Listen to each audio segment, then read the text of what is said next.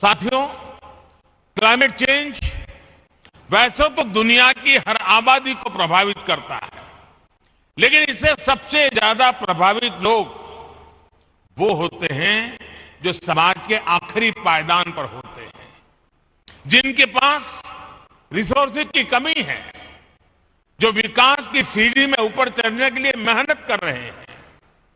इनमें बड़ी संख्या में हमारे छोटे किसान हैं और भारत में 80-85% किसान छोटे किसान हैं।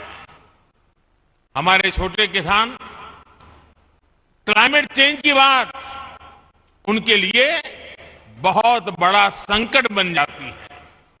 इसलिए भारत ने क्लाइमेट चैलेंज से निपटने के लिए दुनिया से इस पर विशेष ध्यान देने का आग्रह किया है। भारत ने 2070 तक 2070 तक नेट जीरो का टारगेट तो रखा ही है। हमने life mission, lifestyle for environment, इस लाइफ मिशन की जरूरत को भी हाईलाइट किया है। उसी प्रकार से प्रो प्लेनेट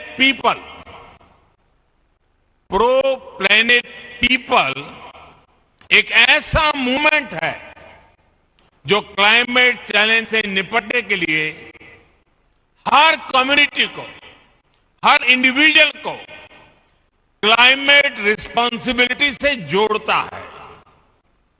ये सिर्फ बातों तक सीमित नहीं है, बल्कि भारत सरकार के एक्शंस में भी ये रिफ्लेक्ट होता है।